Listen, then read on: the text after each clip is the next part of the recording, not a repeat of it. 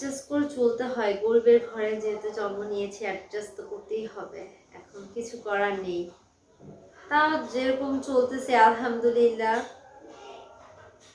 অভাব অনটন তো লেগেই থাকবে, এটা তো জীবনের এক সুতোয় গাঁথা। কখনো ভালো, কখনো খারাপ।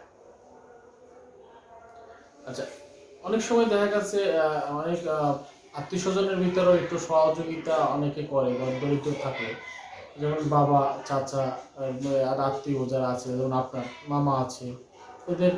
কখনো বাবাকে, যেমন আমার বাবাকে কোনো চাচা মামা কেউ সাহায্য করেনি। আমাদেরকে এমন পর্যায়ে গিয়েছিলাম যে আমরা দুবেলা না খেয়ে আছি, তখনও কেউ হেল্প করেনি, ফিরেও তাকায়নি আমাদের দিকে। এক পর্যায়ে দেখা গেল যে কোনো ফ্যামিলি থেকে বা কোনো রিলেটিভ থেকে আমরা সাহায্য পাচ্ছি না, তখন কি করব? তখন টিউশন করা লাগলো আমার। বাবা তো আর ওই আগের মতো নেই যে একটা জিনিস চেলাম বাবা হুট করে নিয়ে আসলো আমার জন্য বা আমার ছোট ভাইদের জন্য, সংসারের জন্য। এখন করতে হচ্ছে কি যে নিজেই যেহেতু নেমেছি, কিছুটা হলেও তো পূরণ করতে পারছি চাহিদা। না, আমি বলছি যে আপনার মামাদের কথা, যেমন মামারা, চাচার থেকে মামারা কিন্তু অনেক সময় একটু এগিয়ে আসে বেশি। আমরা যতটুকু জানি, যেমন বোনের বোনের অভাব থাকলে দেখা গেছে ভাইরা এগিয়ে আসে। ভাইরা মানে আপনার আম্মুর ভাইরা, হ্যাঁ, মামারা। মামারা। তো সেক্ষেত্রে আসলে তাদের কাছ থেকে কেমন সহযোগিতা পেয়েছেন এই পড়াশোনার বিষয় বা আপনার সংসারের বিষয়? অনেকেই সহযোগিতা করে বিভিন্ন ভাবে। না, তেমন কোনো সহযোগিতা পাইনি আজ পর্যন্ত। কখনো কি চেয়েছিলেন? কখনো, আচ্ছা পরিবার বা রিলেটিভ কেন হয়? তারা কি দেখতে পায় না যে আমরা কিরকম পরিস্থিতিতে আছি? তারা দেখতে পেয়েও তো আসে না।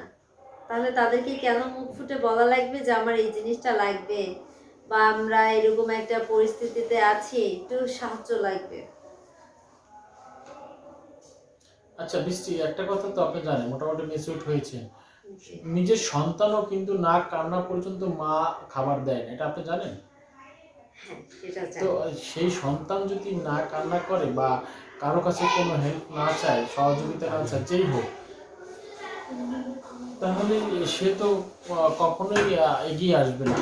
কিন্তু তাহলে আপনার মামাটা তো অনেক দূরে, আপনার প্যাডের সন্তানকে যদি সারাক্ষণ শুয়ে রাখলেন, খেলা করছে, বলতেছে বাবা তো খেলাই করছে, সমস্যা নেই, বাকি কাজ ছেড়ে আসি।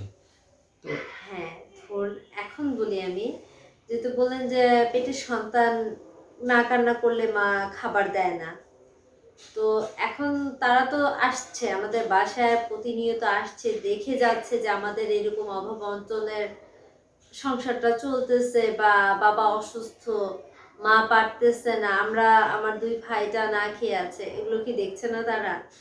দেখে যে মানুষ চোখে দেখা বুঝতে পারে না, তাকে কি বলা লাগবে আর?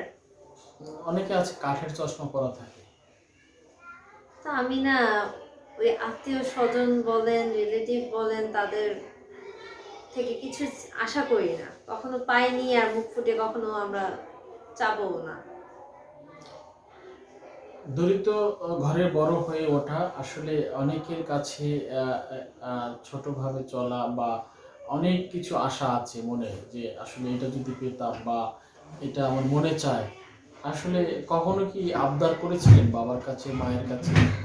মানে অবুঝ, মানে অবুঝের মতন, যদিও আপনি জানেন, সচেতন হয়েছেন বা বুঝেন, তারপরেও কি কখনো চেয়েছেন ইচ্ছার বিরুদ্ধে? না, এরকম কখনো চাইনি। হ্যাঁ, ছোটবেলায় যেতে পারি, তখন বাবার ছিল, তখন বাবা সবকিছু দিয়ে দিত। যখন থেকে বুঝেছি যে না, বাবা দিতে পারবে না ওরকম জিনিস, বা ছোট ভাইরাও এরকম কিন্তু চায়, অনেক টাইমে চায়, তখন নিজে দিয়েই দেখতাম যে বাবা কিছু দিতে পারছে না, তার মনেও একটা কষ্ট যে নিজের বাচ্চাদেরকে কিছু দিতে পারছে না, কেমন লাগছে। কখনো ওরকম চাওয়া হয়নি।